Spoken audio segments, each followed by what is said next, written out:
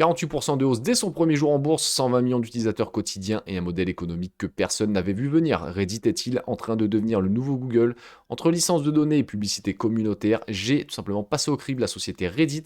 Bienvenue sur Logic Invest, n'hésitez pas à vous abonner si ce n'est pas encore fait. Petit disclaimer comme chaque début de vidéo, ce n'est pas un conseil d'investissement. Et investir comporte des risques de perte en capital. Donc comme d'habitude, je vous explique ma méthodologie, elle est simple pour tous les nouveaux arrivants sur la chaîne, bienvenue à vous.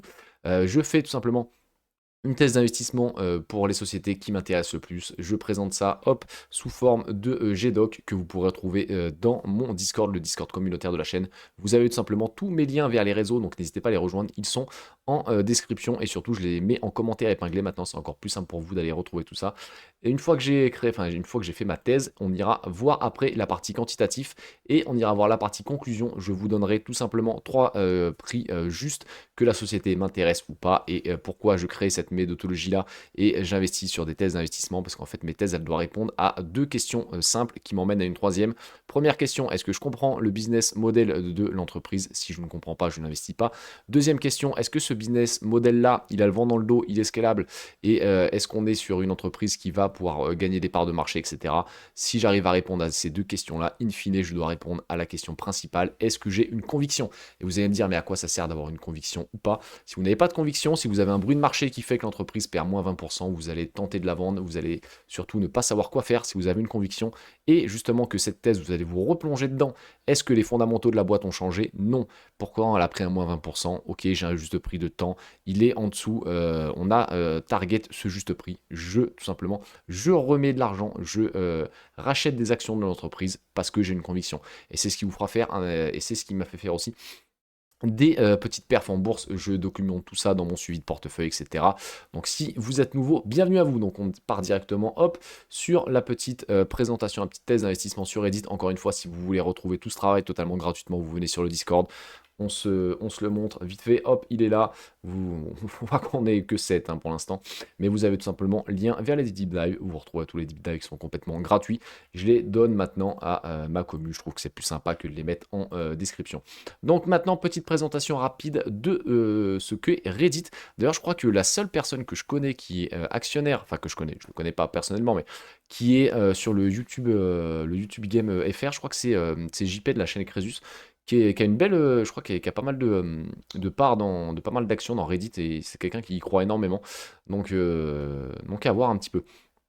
On est parti les amis. Donc fondé en 2005, Reddit est une immense plateforme communautaire structurée en subreddit, forum thématique. Donc en gros c'est un immense forum. Son fonctionnement repose sur un principe démocratique. Les utilisateurs génèrent le contenu puis votent pour le mettre en avant ou le masquer. Hein. C'est le temple de l'authenticité, de la niche ultra spécifique et de l'anonymat. Donc d'ailleurs j'ai un compte Reddit, hein, donc n'hésitez pas à me follow dessus. On ira le voir tout à l'heure. Donc on a une introduction en bourse, hein, une IPO qui s'est fait le 21 mars 2024. Donc c'est une boîte qui est passée d'ailleurs en plus bénéficiaire, qui a gagné de l'argent il n'y a pas très longtemps. Moi, je veux que dans mon portefeuille, je n'ai que des entreprises qui soient bénéficiaires, donc des entreprises qui gagnent de l'argent. Je n'investis pas sur des entreprises qui, pour l'instant, n'en gagnent pas. C'est un de mes critères. Donc le prix à l'introduction était 34 $, pardon, et fait rare, hein, le titre a bondi de plus de 48% pour clôturer sa première séance à 50 $, hein, prouvant l'appétit des investisseurs pour ce modèle unique. Ferrar Wall Street, hein, Reddit a réservé environ 8% des actions de l'IPO à ses modérateurs et ses utilisateurs les plus actifs. Pourquoi? Parce qu'en fait, le Reddit vraiment repose sur ses utilisateurs. Donc, le business model, il est fait avec trois piliers simples à comprendre. On a la publicité contextuelle. Hein. Contrairement aux autres réseaux qui traquent vos données personnelles, Reddit mise sur vos centres d'intérêt. Donc ça, on ira le voir. Je ne suis pas forcément d'accord avec ça, mais je vous expliquerai pourquoi après. Les marques cibles des communautés précises, hein, un fabricant de clavier fait sa pub sur justement un Reddit qui parle de clavier via des posts sponsorisés ou des formats immersifs. On a aussi de la licence de données avec 20 ans d'échanges humains authentiques. Reddit possède une mine d'or pour l'entraînement des intelligences artificielles. La plateforme vend l'accès à ces données via API à des géants comme Google pour nourrir leur modèle de langage. Et on a aussi l'économie d'utilisateurs, même si c'est vraiment des petits revenus, on ira les voir après. On a Reddit qui monétise directement via sa base de fans, via l'abonnement Reddit Premium et la vente de biens virtuels comme les awards pour récompenser les meilleures contributions. Donc on a vraiment, là c'est vraiment les deux segments sont ensemble, hein, licence de données et économie des utilisateurs, mais vous allez voir que c'est vraiment la pub qui prédomine. Et avec un pétrole, petit disclaimer, j'ai fait aussi une vidéo sur comment dire, le cours du pétrole, ce qui va changer dans la vie de millions et de milliards de personnes. N'hésitez pas à aller la voir. Avec un pétrole qui est hyper haut, on le sait, les entreprises vont commencer à rogner sur leur pub. Donc à voir un petit peu de ce côté-là, il faudra qu'on garde ça en tête pour notre conclusion. Donc segment de revenus les amis, on va passer, hop, comment Reddit gagne de l'argent. Donc ça, c'est la première chose qu'on veut comprendre quand on analyse une boîte, c'est comment la boîte gagne de l'argent. Donc on a le segment Other Revenus, on va passer sur le plus petit segment qui rapporte que 140 millions de dollars. Donc là, c'est vraiment, par rapport aux 2 millions de dollars de pub, on voit bien que la pub est extrêmement, comment dire, importante pour Reddit. Et on voit que les deux segments sont comment dire, en performance en pourcentage depuis 2023 à 114% en CAGR pour les autres sources de revenus et 46% pour la pub. Donc la composition Other Revenue, on a le licensing de données. 6x ont enregistré les paiements de Google et OpenAI pour accéder à l'API de Reddit et entraîner leur modèle d'IA, Gemini, ChatGPT-4, etc. Les modèles LLM sont entraînés grâce tout simplement aux utilisateurs de Reddit. On a aussi le Reddit Premium, hein, c'est ce qu'on disait tout à l'heure, les abonnements payants des utilisateurs pour supprimer les publicités et obtenir des fonctionnalités exclusives. On voit que c'est un tout petit segment de revenus, mais bon, il existe et justement, on va aller le voir un petit peu plus tard. Mais il est quand même en croissance à plus de 2 chiffres, mais on a une boîte voilà, qui ne gagnait pas forcément d'argent il y a très longtemps, enfin avant 2004 elle ne gagnait pas d'argent, avant 2024 pardon, et pour moi il y a énormément de croissance à aller chercher sur ces deux segments-là. On va les voir un petit peu plus tard. Donc les chiffres clés, hein, bien que Reddit soit surtout une régie publicitaire, pardon, ce segment IA est celui qui connaît la marge la plus élevée. Pourquoi? Parce qu'on a tout simplement comment dire? Une marge, énorme une marge brute énorme sur ces chiffres clés-là. En fait, c'est des contrats qui sont énormément, rémunérés. On le voit ici, un marge brute exceptionnelle. Les coûts pour livrer des données déjà existantes sont quasi nuls. La marge brute de ce segment frôle les 90 à 95 les amis. Donc on voit que, c'est extrêmement rentable. Contrairement à la publicité qui peut fluctuer selon le marché, justement, petit disclaimer encore, le pétrole, coucou, ces contrats sont souvent pluriannuels et lissés dans le temps, ce qui garantit une entrée d'argent prévisible, hein. Donc, dans ses communications aux investisseurs, Reddit insiste sur le fait que ces données sont le pétrole de l'IA, suggérant que de nouveaux contrats avec d'autres acteurs pourraient venir gonfler ce segment à l'avenir. Donc là, clairement, pareil, si on veut suivre un petit peu Reddit, on va aller voir justement dans les prochains trimestres, est-ce qu'on a des nouveaux contrats avec, pourquoi pas, d'autres acteurs que Google et ChatGPT. Pourquoi pas Anthropic. Donc la pub, le revenu, le deuxième segment, en 2025, ce segment a généré 2 milliards de dollars, affichant une croissance oui, impressionnante de 74% sur un an. Voici comment il fonctionne et pourquoi il explose. Le modèle de la publicité contextuelle, contrairement à Facebook ou Instagram qui cible les utilisateurs selon leurs données personnelles, âge, sexe, amis, Reddit cible selon l'intention et les centres de données, les centres d'intérêt. Faut que j'arrête de boire moi. Où apparaissent les pubs? Dans les flux des utilisateurs, mais surtout au cœur des conversations dans les subreddits. La force du contexte, hein, si un utilisateur est sur Running, les marques de chaussures savent qu'il est en mode achat ou recherche à cet instant précis, c'est extrêmement précieux pour les annonceurs. Donc vous l'avez compris, vous appelez Nike, vous allez vouloir mettre des pubs Nike dans les dans les Reddit, enfin dans les subreddits Running et tout le merdier quoi. Vous avez bien compris. Vous êtes Brico Dépôt, vous avez l'onglet bricolage, vous allez essayer de vendre justement vos produits dans ces onglets-là. Donc en gros c'est de la publicité vraiment vraiment très très bien ciblée. Et c'est ce qui fait la force aussi, et c'est pour ça qu'on a des revenus publicitaires en augmentation, c'est que justement les marques ont compris qu'il y avait un vivier qui était simple à mettre en place. Vous avez des subreddits, vous avez des discussions thématiques, vous allez avoir ces entreprises dans ces discussions qui vont faire de la pub. Donc on a aussi les nouveaux leviers technologiques, hein, ce segment auto-progressé récemment grâce à l'intégration massive de l'IA dans les outils publicitaires. On a le Dynamic Product Ad, hein, des publicités qui affichent automatiquement les produits les plus pertinents pour un utilisateur en fonction de ce qu'il a lu ou cherché sur Reddit. Et ça, moi, je peux vous le montrer tout de suite, hein. Hop, on va aller ici. Donc là, on est sur bourse.fr, un Reddit, comment dire, un truc français, quoi, qui parle de bourse. Et on a plusieurs questions, shorté avant détachement de dividendes, patati patata. Donc d'ailleurs, petit disclaimer, mais je le dis aussi, sur Reddit, vous avez comment dire, la secte du 100% ETF. Hein. Moi, des fois, tous les dimanches, en fait, comment dire, je propose une petite entreprise en lien avec mes deep dive, et vous vous faites exploser la gueule dès que vous commencez à parler de stock picking. Vous avez la guilde 100% ETF qui arrive, qui commence à vous dire mais non, l'étude Spiva, tu ne battras jamais le marché, t'es complètement fou, 100% ETF c'est mieux. Et en fait, après vous faites péter la gueule aussi, parce qu'en fait, une fois que je crée mes thèses d'investissement, j'utilise Gemini, je lui dis fais-moi un petit récap pour un forum, et là vous faites péter la gueule en fait. Si vous faites un récap avec une IA, je me fais mais défoncer des fois alors les gens comprennent rien, enfin moi ça me fait assez rire, mais ce que je veux dire c'est que en bourse FR, je peux vous garantir que avant d'avoir des, comment dire, des dialogues assez sensés, c'est très compliqué. Franchement, tout le monde a un avis, alors que les mecs sont même pas investisseurs, ils ont même pas regardé le cours de bourse, ils en savent rien. Mais par exemple pour Nintendo, mais je me suis fait défoncer sur Nintendo, etc. Enfin, alors que les gens n'avaient jamais ouvert un petit peu les segments de Nintendo, etc. N'avaient pas vu que Nintendo voulait pousser 20% de son chiffre d'affaires sur les revenus de propriété intellectuelle, etc. Et ils me pétaient la gueule parce que je disais que justement Nintendo comptait sur ses films pour ne plus dépendre que d'un cycle de console, etc. Et les gens me défonçaient dedans. Enfin bon. Mais bref, on n'est pas là pour parler de ça, on est pas là pour parler de pub. Donc là, on a première pub déjà pour un jeu vidéo. Pourquoi? Parce qu'à un moment, j'ai regardé et j'avais tapé, et on ira voir pourquoi, parce qu'il y a un moteur de recherche. J'avais tapé quel est le meilleur jeu, par exemple, sur Xbox.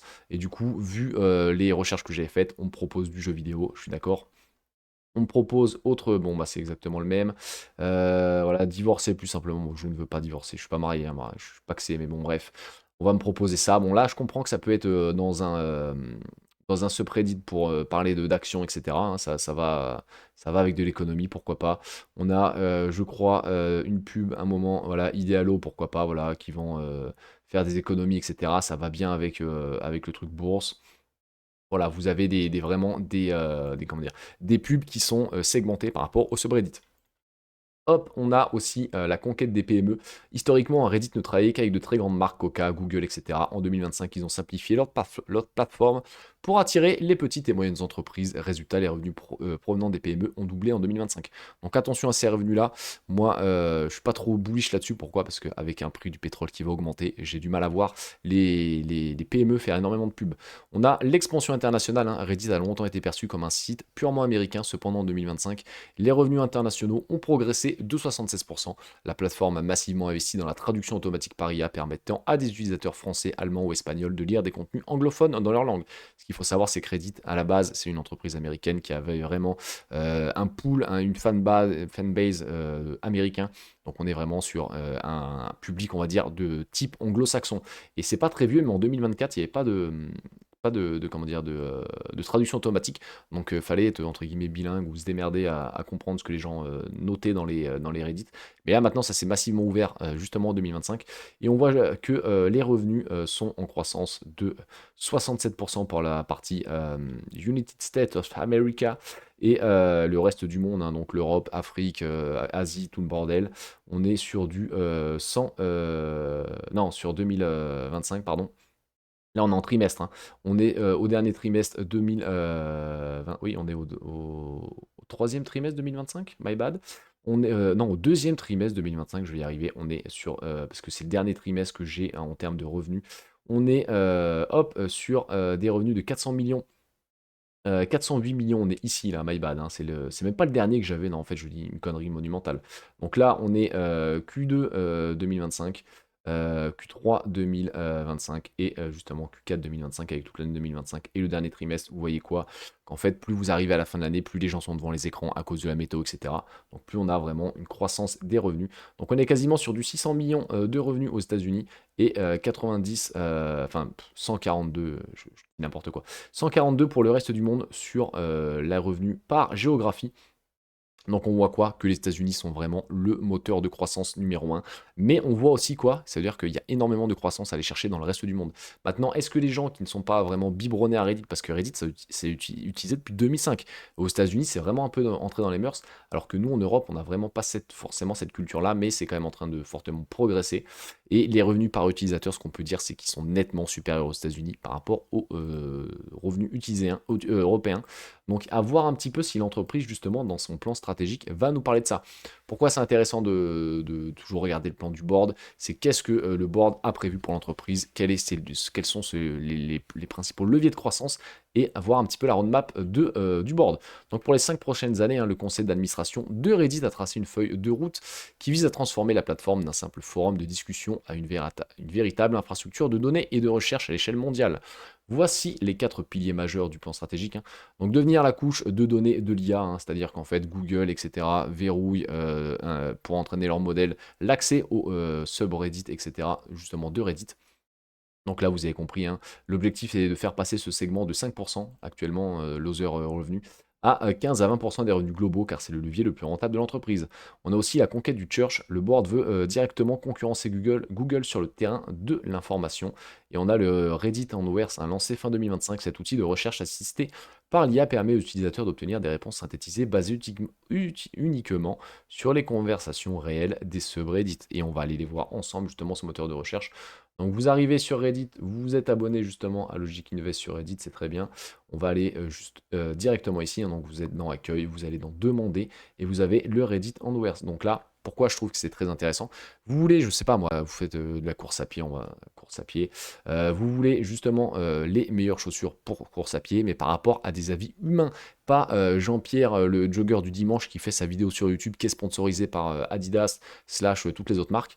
Vous allez tout simplement avantage de différentes marques de chaussures de course. Donc là, vous allez avoir des gens qui vont tout simplement débattre des meilleures chaussures de course. Et c'est des humains, pour des humains, par des humains. Voilà un petit peu ce qu'il faut retenir de ce moteur de recherche là, c'est qu'on n'est pas sur des avis Google qui peuvent être tronqués ou des vidéos YouTube aussi qui peuvent être tout simplement payées par certaines marques. Là, vous avez des avis humains et ça va vous emmener justement vers des subreddits, hein. Est-ce qu'on en trouve un français là? Voilà, running FR, mes couilles. Hop, on va dessus. Vous avez voilà, le Figaro, la petite pub. Je déteste les gars qui courent torse-poil, voilà, bon bref, mais surtout vous pouvez retrouver les notations de chaussures. Vous allez pouvoir créer une petite publication, quelles chaussures je dois prendre pour le marathon de Boston, patati patata, et voilà ce qu'on pouvait dire là-dessus. Donc ils veulent prendre des parts du marché à Google sur la conquête du church, l'expansion internationale par la traduction de l'IA. Donc clairement, ils vont essayer une traduction machine fluide. Le plan prévoit que d'ici 2028, n'importe quel subreddit puisse être lu et commenté en temps réel dans plus de 30 langues grâce à leur modèle de traduction prioritaire. Donc voilà, clairement, ils veulent avoir une belle expansion à l'international et des nouveaux marchés. Un accent est mis sur l'Europe, l'Amérique latine et l'Asie du Sud-Est, où Reddit espère doubler sa base d'utilisateurs actifs sans avoir à recréer des communautés locales de zéro. Et aussi l'économie des utilisateurs. Pourquoi? Parce que Reddit veut permettre aux créateurs et aux modérateurs de gagner de l'argent directement sur la plateforme. On a le marketplace de biens numériques, l'expansion des avatars, de badges et potentiellement des services consulting au sein des communautés. Par exemple, payer un expert sur Reddit Finance pour un audit. Et on a aussi Reddit Pro, développer les outils pour les entreprises afin qu'elles utilisent Reddit non pas comme un panneau publicitaire, mais comme un canal de support client et de vente directement. Donc en gros, voilà que la petite entreprise de maçonnerie locale se fout sur Reddit et commence à faire des devis, etc. via ce réseau social-là. Est-ce que c'est viable, etc. Ça, on ira voir un petit peu tout ça dans la conclusion. Donc l'objectif, il est clair, en 2031, un chiffre d'affaires visé les 5 à 7 milliards de dollars, dépasser les 250 millions d'utilisateurs contre 120 millions fin 2025 des utilisateurs journaliers, hein, on est bien d'accord, hein. Utiliser le cash excédentaire pour du rachat d'actions. Donc ça, ils l'ont déjà acté pour début 2026. Hop, maintenant qu'on a fait le plan pardon, est-ce qu'on est sur un marché qui a le vent dans le dos ou pas? Donc qu'est-ce qui est le TAM, le SAM et le SOM? Donc le TAM, c'est le Total Addressable Market, le marché global. En gros, la définition, c'est que le marché mondial de la publicité numérique. C'est vraiment là-dessus qu'on peut estimer que les revenus de Reddit viennent en globalité. Donc la taille actuelle en 2025, elle est estimée à 573 milliards de dollars et les projections entre 2032 et 2034, on tournerait autour de 1480 milliards et 2114 milliards de dollars. Pourquoi une fourchette aussi vaste? Parce qu'en fait, il y a des risques de récession, etc. Donc, savoir comment dire, où on sera le marché mondial de la publicité, c'est très très dur, mais on peut voir qu'on peut on va dire potentiellement au plus bas, viser les x3 par rapport à la taille actuelle. Donc on aurait une croissance solide de 15% par an, tirée par la transition des budgets publicitaires traditionnels, TV presse, vers le digital et le mobile. Vous avez bien compris qu'il n'y a plus personne qui achète la presse, très peu de gens regardent la télé, ça va se passer sur le digital. Donc c'est là que ça va vraiment se passer. Donc on a aussi le SAM, le service adressable market, le segment cible. En gros, définition, c'est le marché des plateformes de réseaux sociaux et du contenu généré par les utilisateurs. C'est vraiment là-dessus que va aller, comment dire, que va aller générer des revenus de Reddit, que vont venir les revenus de Reddit. Ça va vraiment venir des UCG. Donc la taille actuelle, c'est 7 milliards de dollars. Donc vous voyez qu'on est drastiquement plus petit que la taille de publicité numérique. On a une projection 2035 jusqu'à 117 milliards de dollars, et là on a une croissance explosive de 30% par an. Ce segment surperforme le marché global car les annonceurs recherchent l'authenticité et l'engagement communautaire que seul l'UCG peut offrir. Donc pourquoi, encore une fois, vous avez compris, vous êtes Nike, vous allez sur le subreddit, j'aime courir, je veux faire un marathon, quelles chaussures sont les meilleures? Et là vous allez dépenser du million de dollars pour aller chercher des nouvelles parts de marché, avec votre magnifique Pegasus qui vient de sortir par exemple. Et en 3, vous avez le service Optimum Market, la part justement de Reddit dans ce marché-là. Et la part de Reddit, il est actuellement de 2 milliards de dollars, c'est le chiffre d'affaires 2025, plus 70% quasiment versus 2024. Donc on va aller voir quand on va voir les chiffres de Reddit, mais on est vraiment sur, entre guillemets, j'ai envie de dire, une startup du réseau social. Performance 2025, une accélération massive au T4 avec 726 millions de dollars, plus 70% sur un an. Capture du marché, moins de 1% du marché publicitaire mondial, le TAM. Mais par contre, dans les revenus UCG, on voit que Reddit, c'est 18% du marché spécifique, donc ça confirme vraiment son rôle de leader dans cette niche. L'indicateur clé, c'est qu'on a 121 millions d'utilisateurs actifs quotidiens, une base en croissance constante de plus 19%. Donc ça, c'est très intéressant aussi. Les leviers de croissance et pourquoi Reddit gagne du terrain. Donc on l'a dit, l'or noir de l'IA, Reddit ne vend plus seulement de l'espace publicitaire, mais des licences de données.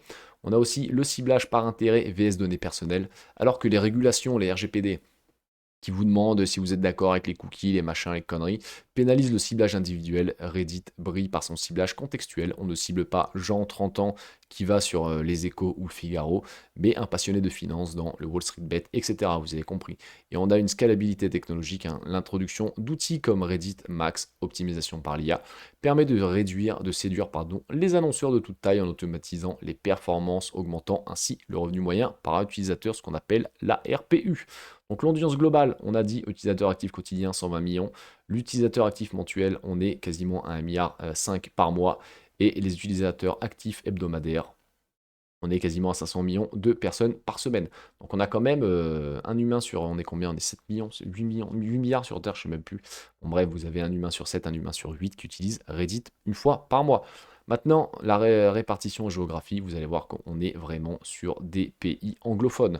On a des États-Unis, du Royaume-Uni, on a du Canada, on a l'Inde, avec, il y a quand même une grosse partie anglaise aussi en Inde.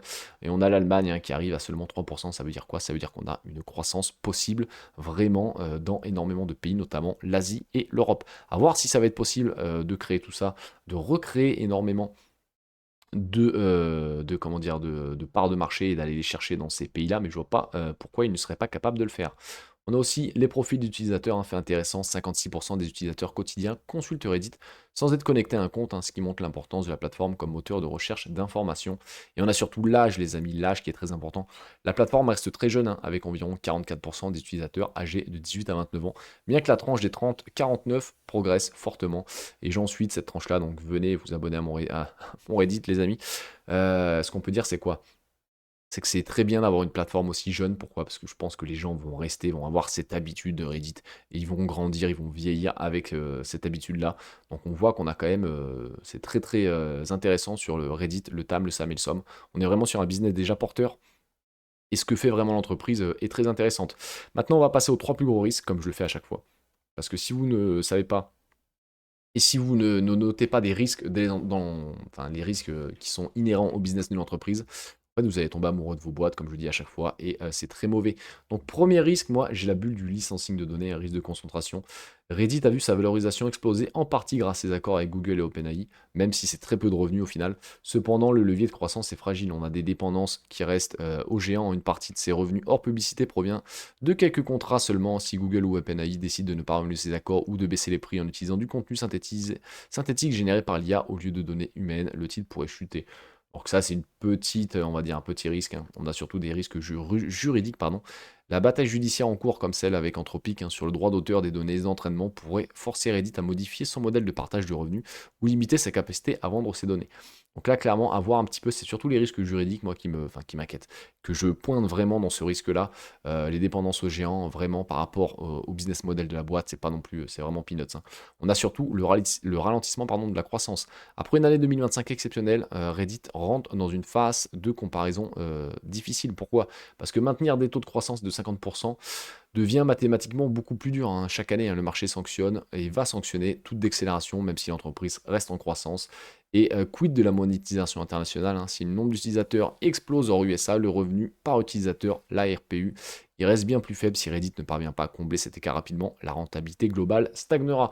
Donc là, clairement, c'est un des risques, notamment aussi lié avec le risque du pétrole. Avec un pétrole cher, il y aura moins de pubs. La fragilité de modèles de modération, hein, ça c'est des risques structurels, on l'a déjà vu. Reddit est la seule big tech, hein, qui repose presque entièrement sur du travail bénévole. Donc on a déjà vu des révoltes communautaires, hein, comme par le passé. Une modification impopulaire de la politique de l'entreprise peut pousser les modérateurs à fermer des subreddits, coupant instantanément le trafic et les revenus publicitaires. On a aussi les sécurités des marques, le brand safety. La nature anonyme et parfois chaotique des discussions peut effrayer les gros annonceurs. En février 2026, l'action a chuté de plus de 7% suite à des craintes sur la qualité du placement publicitaire ou au sein des subreddits dits sensibles. Donc ça à prendre en compte aussi en termes de risque. Et on va passer à la note du mot, les amis, avant d'aller voir un petit peu les chiffres de Reddit. Donc, hop, la note, j'ai mis une note, moi, de 12 sur 25. L'avantage des coûts, non, hein. Malgré le contenu gratuit et les modérateurs bénévoles, les coûts d'infrastructure, serveurs, IA, ingénierie restent massifs et similaires à d'autres géants du tech. On a des actifs intangibles, j'ai mis oui. La marque page d'accueil d'Internet est unique. Son capital informatique, 20 ans de discussion de niche authentique et une bibliothèque de données impossible à cloner. Est-ce qu'on a un effet de réseau? J'ai mis oui aussi. 5 sur 5. C'est le cœur de sa force. Plus il y a de subreddits, plus il y a d'utilisateurs et inversement, détrôner Reddit nécessiterait de recréer simultanément 100 000 communautés actives. Coup de changement, pour moi j'ai mis 2 sur 5. J'ai mis oui, mais en ayant mis une petite note, parce que bien que financièrement gratuit, le coût est psychologique et social. Un utilisateur, mais vraiment vraiment les utilisateurs, comment dire, les gros utilisateurs de Reddit, hein, vraiment les utilisateurs, on va dire, historiques, hein, ceux qui ont acheté des parts avec l'IPO, etc., vont pas se barrer clairement, hein, parce qu'ils vont perdre leur historique de contribution en partant ailleurs, etc. Ils vont rester, même si c'est gratuit, en fait, ils auront passé toute une partie de leur vie. C'est pour ça que c'est important de savoir aussi l'âge des gens qui utilisent Reddit. Ils vont passer une partie de leur vie avec justement ce réseau social-là, et ils vont en être, pour moi, y être attachés. Est-ce qu'on a une réglementation? Non, clairement, on n'a pas de protection de réglementation, hein, ou de licence exclusive. Au contraire, hein, les nouvelles lois sur la modération et la vie privée augmentent les charges au lieu de protéger l'entreprise. Donc vous l'avez compris, hein, le rempart de Reddit n'est pas technologique ou financier, il est communautaire. Son mode repose sur une barrière à l'entrée qui est quasi infranchissable, l'historique humain. On peut copier le code de Reddit, on ne peut pas copier 20 ans d'interaction sociale.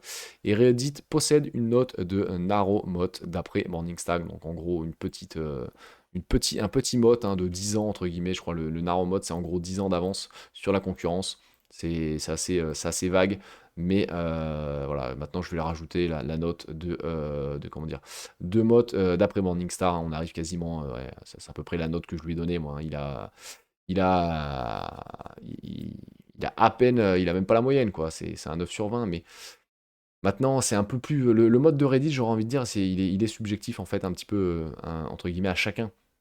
Est-ce que Facebook a un énorme moat? Bah, pas forcément. Vous pouvez très bien aller sur n'importe quel réseau social. Vous pouvez très bien aller sur X. Malgré ça, il y a énormément de gens qui restent sur Facebook, bah, parce qu'ils ont leur famille, parce qu'ici, parce que ça. Et même si c'est gratuit de changer, bah, en fait, ils changent pas, quoi. C'est un petit peu la même chose. Je pense que ça sera un petit peu la même chose sur Reddit. Donc maintenant, on va passer, les amis, à l'onglet quantitatif. Hop, on va aller voir un petit peu justement ce qu'a fait le cours de bourse aussi. On va commencer par le cours de bourse, hein. Donc on a dit IPO. Est-ce qu'on peut avoir. Ouais, putain, ça c'est de la folie, hein. Bah, je suis con, merde. Ça fait. Hop, on va aller dans max. Ça fait 203% depuis son entrée en bourse avec un CHG de 70% par an si vous l'avez acheté à son IPO. C'est quand même très très correct. Et il y a eu bah, une belle dégringolade. Pourquoi? Parce qu'on ira voir la valorisation, mais le titre était vraiment évalué de zinzin. Donc il s'est pris une petite correction de 40% là, quasiment. Et par rapport à ses plus hauts, on en est où là?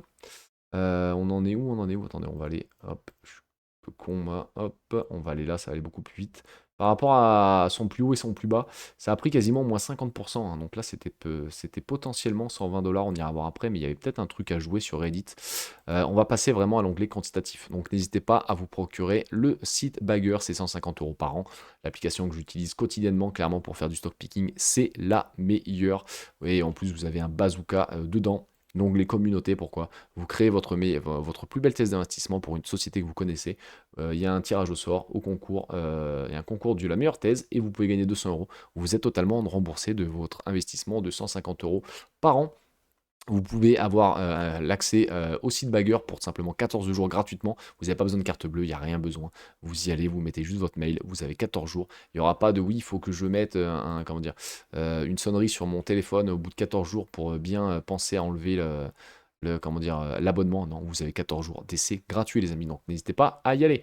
Et vous retrouverez 50 000 actions. Vous avez le quantitatif, les résultats, les finances, vous avez les sociétés, la valorisation. Vous avez tous les indicateurs qu'il vous faut pour faire du stock picking. Bref, donc en termes de revenus, on peut le voir, hein, alors la boîte est cotée depuis 2024.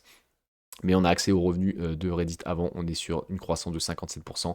On va aller voir la dernière année, parce que voilà, la dernière année, on est sur du 69%. Ils ont vraiment accéléré leur croissance. En termes de bénéfices, l'entreprise est devenue bénéficiaire seulement l'année dernière, avec quasiment 529, un petit peu 530 millions, on va dire, $2 de revenus, hein. Les free cash flow ont bien augmenté aussi. On a la marge qui est hyper haute, la marge brute. Pourquoi? Parce qu'en fait, c'est vraiment une boîte asset light, hein. Vous n'avez pas 50 000 usines, etc. Vous avez un produit qui est simple à faire tourner. Vous l'avez bien compris. Et on a une marge nette sur la dernière année de 24% et une marge opérationnelle de 20%. Non, une marge OP de... Comment ça là? Ouais, il doit y avoir un bug là, parce qu'on a une marge nette plus haute que la marge OP. Donc bon, il y a peut-être un petit bug ici. On a un ROIC qui n'est pas non plus dégueulasse pour la dernière année.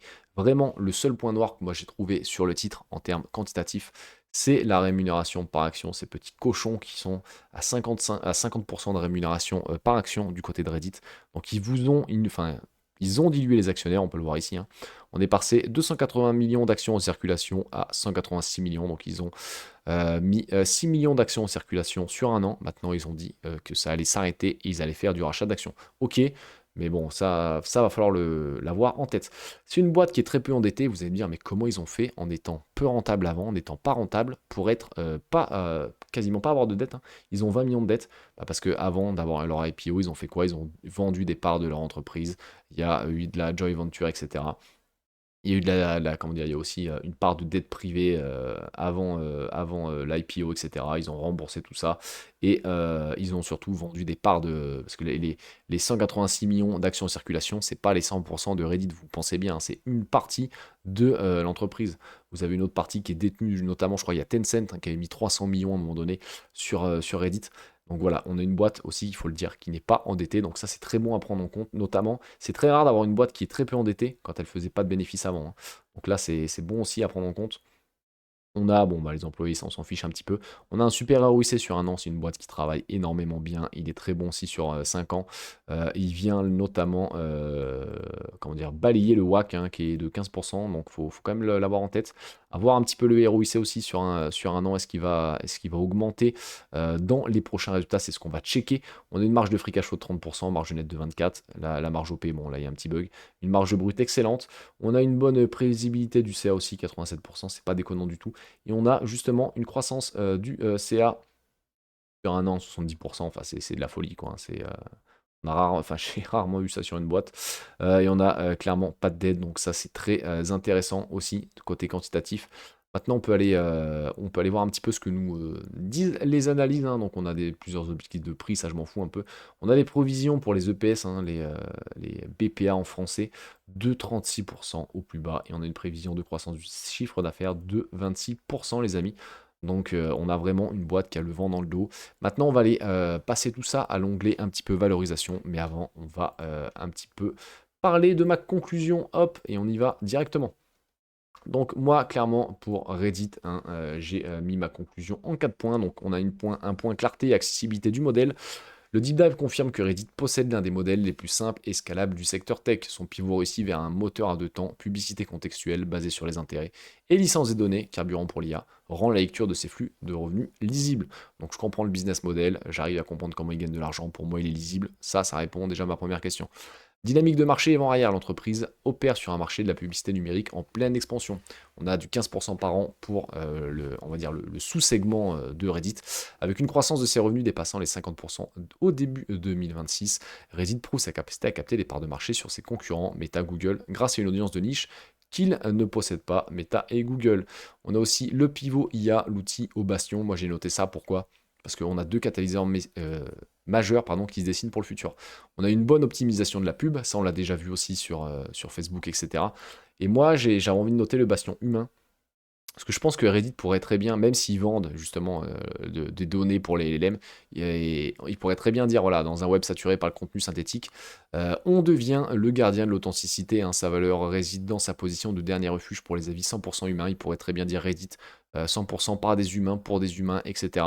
Là où on va avoir énormément de web, le web qui va être saturé par des contenus IA, quoi. Donc ils pourraient très bien se faire passer pour un petit peu les défenseurs de l'humain, ce qui me ferait assez rire parce qu'au final ils vendent leurs données pour entraîner des LLM. Mais ils pourraient très bien surfer là-dessus, sachant qu'il y a une énorme vague de contestation, c'est les jeunes aux États-Unis à cause de l'IA. Et je les vois bien surfer là-dessus, franchement. Donc moi, clairement, la stratégie de mon portefeuille, on va mettre ça dans la watchlist. Ma conviction, elle est clairement en phase de maturation. Parce que bien que le potentiel soit immense, moi j'ai clairement fait cette thèse il y a quelques jours. Donc j'ai besoin encore de la digérer, etc. Je vais mettre la position, je vais mettre Reddit en watchlist. Et on va venir voir, on va valider la stabilité de croissance pour 2026. On va aller voir, justement, je crois qu'on a des résultats aux alentours du 30 avril, on va aller voir ça. Et on va aller voir peut-être un ou deux trimestres de résultats, voir un petit peu tout ça. Mais moi, clairement, avec un pétrole qui est haut, c'est peut-être une des entreprises avec Booking, avec Meta, une des premières qui va se faire target avec un prix du pétrole haut. On imagine des pubs basses. Donc pour Booking, ça va être beaucoup moins de, comment dire, beaucoup moins de voyages, etc. Pour Meta et slash tous les gens qui font énormément de revenus pub, ça peut être des revenus en moins. Donc moi, j'ai créé un juste prix directement comme d'habitude, hein. Donc avec un rendement cible de 12% par an, avec un prix assez, avec des, comment dire, des métriques assez basses, assez conservatrices, des métriques un petit peu plus moyennes et des métriques vraiment bullish en mode, voilà, le pétrole redescend, il n'y a pas du tout de problème de pub. Ils arrivent comment dire, à régler tous les défis structurels de la boîte, il n'y a aucun problème à l'horizon. Donc moi, clairement, hop, on va repasser dans l'onglet valorisation. Actuellement, ça se paye cher, ça se paye 53 fois les bénéfices, mais encore une fois, l'entreprise, pour moi, clairement, peut, hop, on va aller retourner dans le quantitatif. Aujourd'hui, ça fait 500 millions de bénéfices. On estime que le chiffre d'affaires va faire quasiment x3 en 5 ans. Donc je vois pas pourquoi les bénéfices ne feraient pas x3 aussi. Donc si vous faites x3 sur les bénéfices, vous pouvez vous dire que horizon 5 ans, le 53 de PE devient 17 de PE, quoi. Vous faites 53 divisé par 3, vous arriverez horizon 5 ans comment dire, à la valorisation actuelle à 17 de PE. Vous achetez la boîte à 17 de PE pendant 5 ans. En forward PE, ça se paye 34 fois les bénéfices actuellement, mais clairement, on est sur une boîte qui doit faire énormément de croissance. Tous les gens qui veulent investir sur Reddit, moi, je n'en fais pas partie actuellement tout de suite, à l'heure où je fais la vidéo. Mais si je devais investir sur Reddit, c'est parce que je crois justement à une croissance folle de l'entreprise. Si vous ne croyez pas en croissance folle de l'entreprise, donc si vous n'êtes pas prêt à vous dire, on va retourner, hop, non, on va retourner ici, dans hop, mes trois prix. Clairement, moi je vise vraiment en mode un petit peu pessimiste, 25% décroissance des bénéfices par action, un PE multiple de 24, ça nous donnerait un juste prix de 118 $. On aurait maintenant des bénéfices par action en augmentation sur 5 ans toujours de 29% par an, un PE final de 26 et on aurait un prix juste de 150 $ quasiment, et vraiment le mode optimiste à fond, 31% des croissances des bénéfices par action, un PE de 30 et 186 $ de juste prix. Moi, pour moi, clairement, un prix juste autour de 130 $ me semble très correct actuellement pour le titre. On peut aller le revoir maintenant. Hop, actuellement, voilà, il est à 149 $, hein, donc quand je fais la vidéo, je crois que le marché vient d'ouvrir. Non, non, le marché vient pas d'ouvrir. Pourquoi j'ai... Ah non, mais prix juste. My bad, là, je fais n'importe quoi. Le marché n'est pas encore ouvert, mais voilà, on les a touchés, hein, on a touché les 120 $ le 27 mars. Donc là, je pense il y avait peut-être matière à faire quelque chose ici. Je pense qu'il fallait, tous les gens qui avaient envie d'acheter du Reddit, bah, c'était une bonne opportunité. Maintenant, moi, encore une fois, hein, je vais laisser tout ça mûrir un petit peu dans la watchlist. Donc ce qu'on peut dire sur le prix tout free cash flow et operating cash flow, on est sur des hauts chiffres. Pourquoi? Parce qu'on a très peu de revenus. C'est que la première année que la boîte est rentable. Tout ça, vraiment, va être gommé et on va revenir sur des prix tout free cash flow, etc. plus bas. Encore une fois, si on croit à la croissance de l'entreprise. Si on n'y croit pas, bah, bien évidemment que l'entreprise serait surévaluée.